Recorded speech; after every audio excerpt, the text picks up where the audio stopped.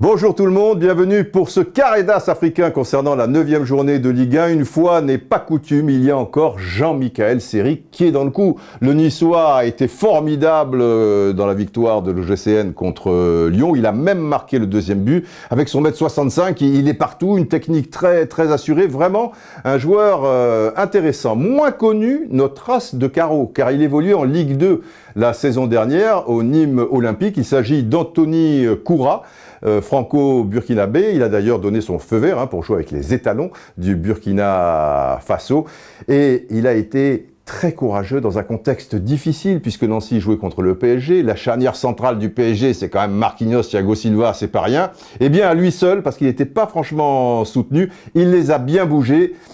Petit problème de finition encore, mais il manquait pas grand-chose. Encore un joueur, cette fois pour notre as de trèfle, qui évoluait en Ligue 2, la saison dernière, il y a des bonnes pioches dans la division inférieure. Il jouait à Clermont et alors lui, le Sénégalais Famara Diédhiou, il est arrivé tard en France, à l'âge de 18 ans. Il a joué dans des divisions inférieures, 6 mois à Sochaux, il va à Clermont. Tu le crois ça? Il marque 20 buts en vente de rencontres. Mais que se passe-t-il? Et là, il a réussi le doublé angevin à Bastia. C'est un joueur à suivre. On termine avec notre as de pique, Casimir Ninga. 3 buts à Dijon il y a peu. Et là, il réussit un doublé ô combien important pour Montpellier qui l'emporte ainsi contre Caen. Et le but de la victoire, parce que le premier de Ninga, c'est dans son style caractéristique, il est un peu à gauche, il repique, et clac, il marque du droit. Mais le deuxième le concernant, le troisième pour Montpellier, ça mérite d'être transposé à la salle des machines, les enfants.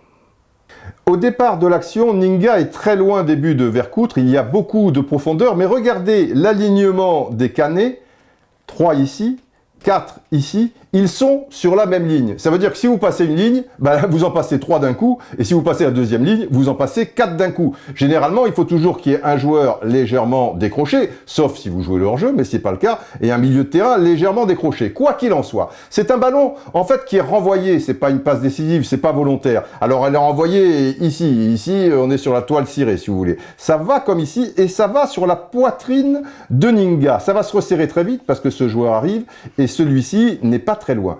Eh bien, Ninga réussit le geste parfait, c'est technique, parce qu'il est dos au but et il fait un contrôle orienté de la poitrine qui le remet dans le sens de la marche vers le but.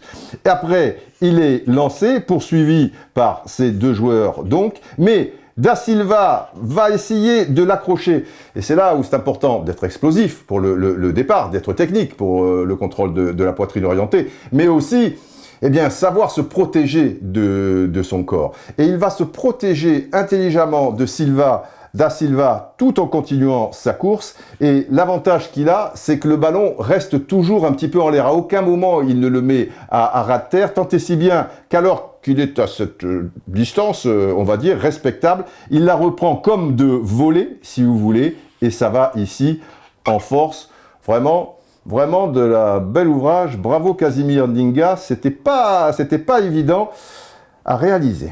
Voilà, c'était de mémoire, comme la 8e journée, 3 attaquants et un milieu de terrain. Il va avoir du boulot, Jean-Michael Seri. Allez, portez-vous bien.